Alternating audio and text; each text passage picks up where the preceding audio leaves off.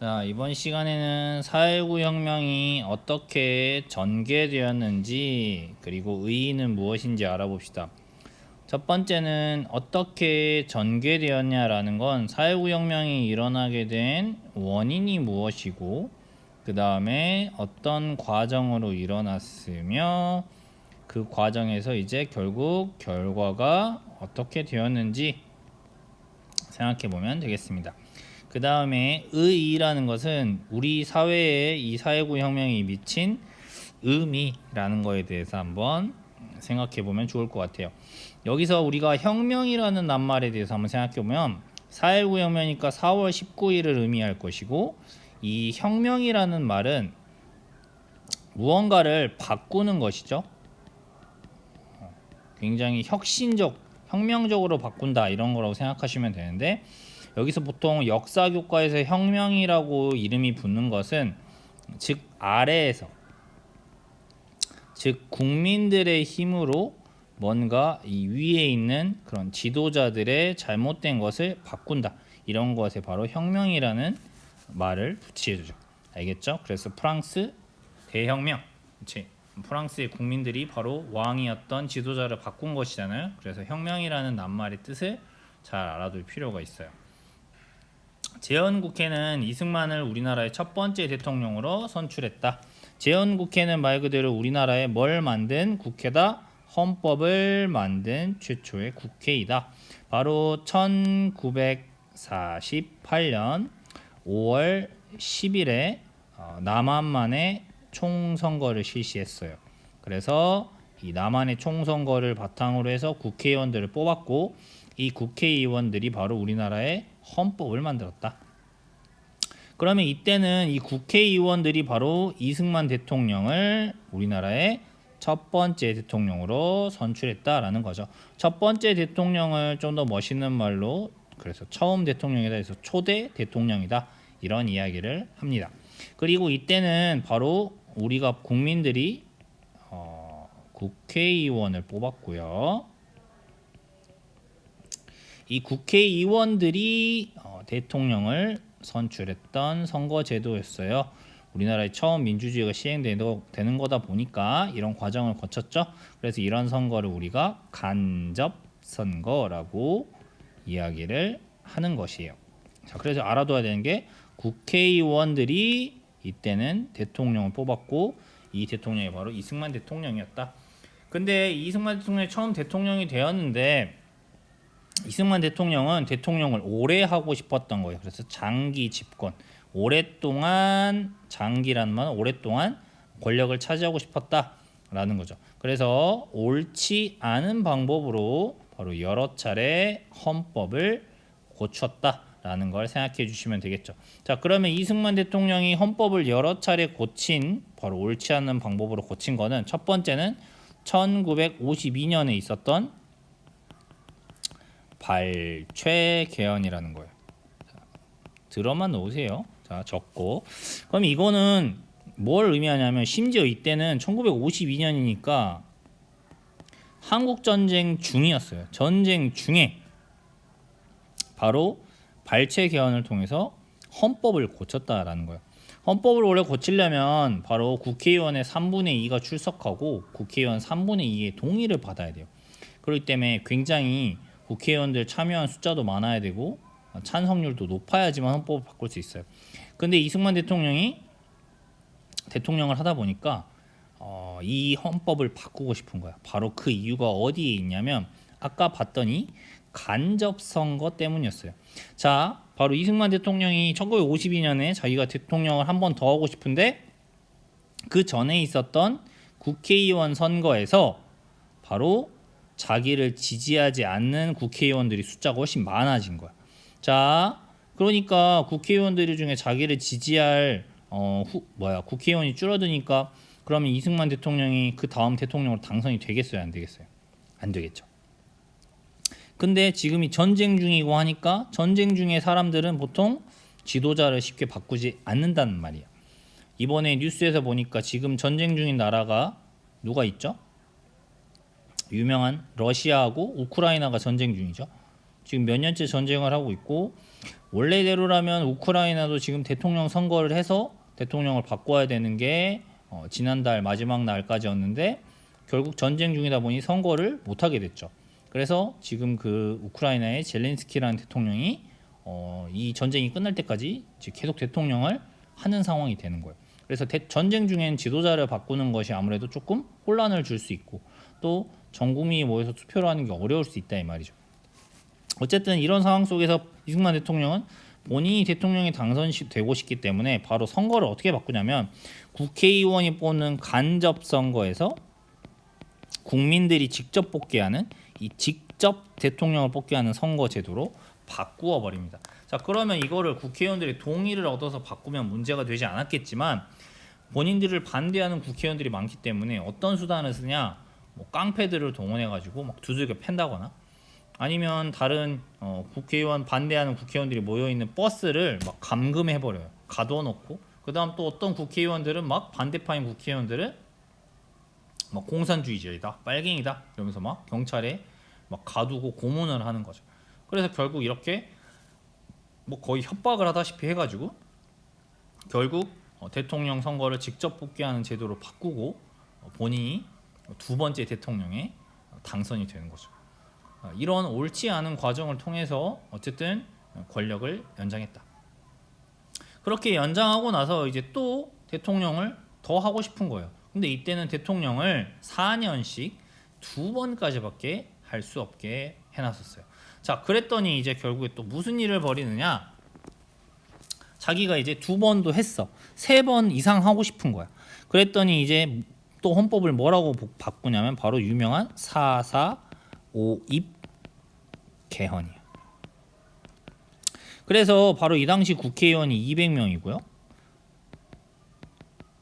3분의 2의 동의가 있어야 돼요. 그럼 이 헌법을 바꾸는 내용부터가 뭐였냐면 내용이 자신이 초대 대통령에 한해서 대통령 원래 몇 번까지밖에 할 수 없다고 했지? 두 번 할 수밖에 없다고 했는데 이거를 뭐야? 여러 번이라고 바꾸려고 했던 거야. 그러니까 초대 대통령이라 하면 이건 자기밖에 해당이 안 되는 거고 여러 번을 할 수 있다는 말은 뭐 수십 번 죽을 때까지 할 수 있다는 얘기잖아요. 이렇게 바꾸려고 했어요. 당연히 많은 사람들이 반대를 할 수밖에 없었겠죠. 그래도 이승만은 밀어붙였고 결국 200명 중에서 3분의 2의 동의를 얻어야만 했던 거예요. 근데 정확한 숫자는 잠시만요. 이 당시 국회의원이 200명이 맞나? 찾아봐야겠어요. 자, 네, 자, 그래서 바로 초대 대통령에 한해서는 재선 1회 제한을 적용하지 않는다. 그래서 계속할 수 있게 바꿨던 거죠. 그래서 이 당시 국회의원이 200명이 아니라 203명이었다고 하네요. 203명. 203명의 3분의 2의 동의를 얻어야 되면 이걸 소수의 나눗셈을 해보면 얼마가 나오냐면 135.333명 이상의 동의가 있어야 해요. 근데 이때 투표를 했는데 바로 몇 명이 찬성 표를 던졌냐? 135명이 찬성표를 던집니다. 그러면 실제적으로는 135.333명이 최소로 필요한 거니까 실제적으로는 몇 명이 찬성을 해야 돼? 136명이 찬성해야지만 이 개헌안이 통과가 되는 건데 한 표가 부족했던 거죠. 그랬더니 원래는 통과가 안 돼야 되는데 바로 이승만 측에서는 정말 해괴한 논리를 펼칩니다. 무슨 논리를 펼치냐? 135.333은 소수의 반올림을 할 때 얘는 절반인 5가 안 되니까 버림을 해야 되는 게 맞다. 이거는 버림을 해야 돼. 그러니까 135.333명은 135명만 있어도 통과가 되는 거야 라고 하는 논리로 통과를 시킨 거죠. 지금 들어도 정말 말이 안 되죠. 근데 이런 이유로 4.4.5입 개헌을 하고 본인이 또 3대 대통령에 나가서 당선이 되는 거예요. 이렇게 해서 바로 두 번이나 더 대통령에 선출이 되었다. 이렇게 해서 이승만 정부가 바로 독재 정치, 민주적인 절차가 아니라 바로 본인이 이렇게 혼자서 판단하고 법을 바꾸고, 그렇지? 반대하는 사람들을 뭐 깡패라든지 경찰을 동원해서 뭐 고문하거나 가두는 이런 독재 정치가 이어나가니까 당연히 불만이 쌓일 수밖에 없는 것이죠. 이러한 가운데 이제 세 번째까지는 했고 이제는 네 번째를 하려고 한 거야. 자, 1960년이잖아요. 네 번째잖아요. 그렇죠? 자, 이 4.4.5 입개헌이 1956년이니까 딱 네 번 맞아요. 48년에 초대 대통령 했고 52년에 2대 대통령 발췌개헌으로 했고 4.4 이후로 3번 했고 자 이제 1960년 네 번째 선거 마찬가지로 이 선거에도 대통령으로 나간 거예요. 3월 15일에 치러진 마찬가지로 정부통령 선거 즉 대통령과 부통령을 함께 뽑는 선거였다는 거지. 자 여기서 이승만 정부가 바로 대대적인 부정행위를 저질러서 선거에서 이겼다. 그래서 이 부정선거를 바로 뭐야? 3.15 부정선거라고 이야기를 하는 거야. 근데 이때 웃긴 이야기를 하자면요. 뭐냐면요. 이미 대통령으로는 이승만 후보가 이미 당선이야. 왠 줄 알아요? 반대편의 후보가요. 심장마비로 선거 직전에 갑자기 사망을 해버립니다. 갑자기 야당 후보, 반대편 당 후보가 없어져 버린 거예요. 이승만 후보는 자동적으로 당선인 상황이었어요. 그러면 이때 바로 부통령이었던 누구를 당선시키기 위해서 이기붕이라는 사람도 당선시키기 위해서 부정선거를 저질렀던 것이에요. 그럼 이승만 대통령은 왜 부통령까지 당선시키려고 부정행위를 저질렀냐? 그거는 이승만 대통령의 나이 때문이었어. 이 4대 대통령 1960년까지 해도 이승만 대통령의 나이가 굉장히 많았거든요. 아마 70몇 살 뭐 이랬을 거야. 그러니까 만약에 대통령이 당선되고 임기 중에 대통령이 죽으면 그 다음 부통령이 바로 대통령직을 수행한단 말이야. 그러니까 이승만 대통령의 당의 입장에서는 부통령까지 자기 당으로 꼭 당선을 시켜야 되는 거지. 그래서 부정행위를 저질렀다. 그럼 부정행위의 방법을 한번 볼까요? 요즘에 여러분이 봐도 정말 어이가 없죠. 전교 임원 선거에 이런 행위를 한다고 생각해 보세요. 미리 찍은 투표지를 투표함에 몰래 넣어놨다. 우리 반이 25명인데 이승만, 이기붕 후보를 찍은 표가 이미 뭐 한 20표씩 들어있는 거죠. 그러면 나중에 표를 세보면 우리 반은 25명인데 총 득표수가 막 한 40표가 나오는 거지. 이런 말도 안 되는 일을 하는 거죠. 미리 깔아놓기. 두 번째, 조를 지어서 3명씩 가게. 그래서 누구를 찍었는지 확인해, 앞사람이. 그래서 제대로 안 찍는지 검사하는 거야. 1번 이승만, 이기붕 찍는지 확인하는 거야. 말도 안 되죠. 비밀 투표의 원칙을 완전히 위반한 거죠. 실제 투표함은 없애버리고 조작된 투표함으로 통째로 아예 바꾼다. 그냥 그냥 불태워 없애버리고 진짜는 없애버리고 가짜로 바꾸치기. 선거가 공정한지 진행되는지 살피는 참관인을 쫓아내는 거, 못 보게 하는 거야. 투표의 공정성을 위해서 감시하는 사람을 쫓아내버리는 거야. 또는 돈이나 물건을 주면서 특정 후보에게 투표하도록 하는 이런 온갖 방법의 부정선거들을 저질렀다라는 거죠. 그렇죠?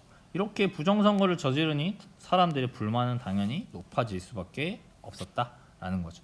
그러면 4.19 혁명의 과정을 보면 첫 번째로 기억해야 되는 건 바로 직접적인 원인은 3.15 부정선거가 되겠다. 그렇지? 두 번째는 그 앞의 원인은 바로 뭐예요? 이승만의 독재 정치가 되겠죠. 독재 정치. 그 다음 직접적인 원인은 바로 3.15 부정선거가 직접적인 원인이 된다. 이렇게 수많은 사람들이 부정선거를 외치고 있죠. 그다음에 아까 이렇게 투표지를 불태워서 그냥 없애버리려고 하는 이런 행위까지 하는 것이죠. 자, 그러니까 화가 난 사람들이 바로 이렇게 시위를 벌이고 있다라는 거죠. 마산 시민들이 이렇게 시위를 벌이고 있어요. 수많은 시민들이 이렇게 길거리에 나와서 부정선거 다시 해라 이렇게 이야기를 하고 있네요. 특히 선거 당일인 3월 15일 여러 도시에서 이렇게 부정선거에 항의하는 시민들의 시위가 일어났다. 시민들이 자발적. 특히 마산에서는 경찰이 시위에 참여한 학생과 시민들에게 바로 뭐까지 쏴버렸어? 총을 쏴버렸어. 많은 사람이 죽거나 다쳤다. 우리나라 경찰이 학생과 시민들에게 총을 쐈다. 사망자까지 생겼다. 결국 이걸 뭐야? 이 사람들의 시위를 이승만 대통령은 어떻게 진압하려고 했던 거야? 결국 무력으로 진압하려고 했던 것이고 이 과정에서 사망자나 부상자가 많이 나왔다는 거죠. 이때 사람들은 이제 더 분노하게 되는 사건이 발생합니다. 이때 시위에 참여했던 학생, 고등학생인 김주열 학생이 실종됐어요. 사라진 거예요. 그래서 아무리 찾아도 안 보이는 거예요. 부모님이 막 찾으러 다니고 이랬는데도 아무도 아는 사람이 없어요. 부모님 입장에서 아들이 사라졌는데 정말 마산까지 와가지고, 원래 고향이 김주열 학생이 마산이 아니거든요. 와가지고 엄마가 이제 찾으러 다니는데 없는 거예요. 본 사람도 없어요. 근데 그러다 며칠 뒤에 바로 이 김주열 학생의 시신이 마산 앞바다에서 발견되었다. 근데 어떻게? 시신이란 말이 이미 뭐예요? 죽어 있는 채로. 근데 이 김주열 학생의 시신이 죽어 있는 것이 굉장히 충격적이었어요. 이 시위를 진압하기 위해서 바로 총도 쐈지만 사람들이 모여 있는 거를 흐트러뜨리기 위해서 최루탄이라고 하는 가스를 쏘거든요. 여러분이 뭐 예능 프로나 이런 데 보면 화생방 훈련, 가스해서 방독면 벗는 훈련은 그게 최루탄이에요. 최루탄을 맡으면 눈물 콧물이 막 나거든요. 그래서 사람들을 흐트러뜨리는 데 사용을 하는데, 시위 진압용으로 사용하는데, 이 최루탄이요 발사를 했는데 이 김주열 학생의 눈에 맞은 거예요. 그럼 눈에 최루탄이 박혔으니 당연히 바로 사망을 했겠죠. 경찰 입장에서는 이 김주열 군의 시신이 만약 사람들한테 알려지면 시위가 더 거세지고 분노하고 자기들이 책임져야 될 거 아닙니까? 그래서 이 김주열 학생의 시신, 최루탄이 박혀있는 시신 그대로 마산 앞바다에다가 던져버린 거지. 돌멩이 묶어서. 근데 그 시신이 어떻게 실종되지 않고 앞바다에 떠올랐고, 김주열 학생의 시신을 본 수많은 사람들은 결국 이승만 정권의 독재와 그다음에 이렇게 무력으로 진압하는 태도, 잔인함, 이런 것들에 분노하게 되면서 결국 시위가 전국적으로 퍼져나갔다라는 거죠. 학생의 시신까지 이렇게 갖다 버리는 거 정말 잘못된 행동이 되겠죠, 그렇죠? 자, 이렇게 되자 시위가 결국 전국적으로 퍼져나가게 됩니다. 그렇죠? 그래서 4월 19일에는 이제 이 시위가 전국적으로 퍼져요. 그래서 서울을 비롯한 대도시에서 많은 학생, 시민들이 모여서 시위에 참여했다. 여기서 중요한 건 바로 이렇게 수많은 학생들. 여기 보시면은 대학생도 아닌 고등학생, 중학생, 심지어 초등학생까지도 4.19 혁명 시위에 참여했다라는 것이죠. 그래서 바로 이 사건을 우리가 뭐라고 부르는 거야? 4.19 혁명이라고 부른다. 학생들 입장에서는 학교에서 민주주의를 가르쳤는데 이렇게 이승만 정권의 민주주의를 무시하는, 절차를 무시하는, 그리고 이렇게 사람들을 무력으로 진압하고 본인이 헌법을 고쳐가면서 올바르지 않은 방법으로 독재를 이어나가는 모습이 학생들에겐 너무나 비판적이었을 것이고 실천해야겠다는 생각을 했겠죠. 경찰은 시위대를 향해서 하지만 여전히 총을 쏘면서 많은 사상자가 발생했다. 하지만 4.19 혁명을 비롯한 학생과 시민들은 포기하지 않고 계속 시위를 이어나갔다. 결국 이 당시 지식층이었던 대학 교수들까지도 학생을 지지하며 정부에 항의했다. 결국 4월 26일에 이승만 대통령이 스스로 대통령 자리에서 물러나게 되는 것이죠. 스스로 물러났다라기보다는 이렇게 전국적으로 수많은 학생과 시민들이 끈질기게 시위를 했고 물러날 것을 요구했기 때문에 더 이상 버틸 수 없었던 이승만은 결국 대통령에서 물러나게 되었던 거죠. 이로써 3.15 부정선거가 무효가 되고 바뀐 헌법에 따라 선거를 다시 해서 새로운 정부가 들어섰다. 결국 이 4.19 혁명은 우리나라 최초의 민주적인 혁명이다. 이렇게 생각을 해주면 되겠죠. 됐죠? 그래서 여기 과정을 보시면 결국 전국적인 대규모 시위가 일어나고 그다음 대학 교수님들까지 이승만이 물러나라는 시위를 하면서 결국 이승만 대통령이 하야 관직에서 물러나고 본인의 더 익숙한 곳인 미국으로 결국 떠나게 되면서 결국 이승만 독재는 막을 내리게 된다. 12년 만에. 자, 그러면 4.19 혁명의 의의에 대해서 알아볼까요? 자, 여기가 이제 4.19 혁명에 도대체 어떤 의의가 있냐, 의미가 있느냐라는 거죠. 4.19 혁명이라는 것은 자, 학생 중요해요. 학생. 자, 초등학생, 중학생, 고등학생까지 바로 다양한 계층의 시민들이 바로 이 독재에 맞서 일으킨 민주적인 혁명이라는 거. 자, 요거 중요하겠죠. 자, 요거 학생을 비롯한 다양한 계층의 시민이 독재에 맞서 일으킨 민주주의의 혁명이었다. 결국 4.19 혁명을 계기로 우리 국민은 민주주의라는 것에 많은 관심을 갖게 되었다. 됐죠. 그리고 민주적 절차와 과정을 무시한 정권은 국민들이 나서서 바로잡아야 한다고 생각하게 되었다. 그러니까 우리나라는 민주주의가 우리 손으로 쟁취한 게 아니라 미국이 우리나라에 가지고 들어왔던 것이었잖아. 근데 이승만이 자꾸 독재 정치를 하니까 우리나라 국민들이 민주주의의 중요함, 소중함을 깨닫고 많은 관심을 갖고 바로 이 국민들의 손으로 이런 독재자들의 잘못된 것을 바로잡아야 한다는 생각을 하게 된 거지. 그래서 우리나라 사람들이 굉장히 민주주의적인 그런 마음과 행동을 보여준 것이라 할 수 있겠죠. 그래서 4.19 혁명은 이렇게 이후에 전개된 많은 민주화 운동에도 큰 영향을 줄 수밖에 없다. 그리고 우리나라 최초로 우리나라 국민이 혁명을 일으켜서 지도자를 바꾼 우리나라 역사의 최초의 사례죠.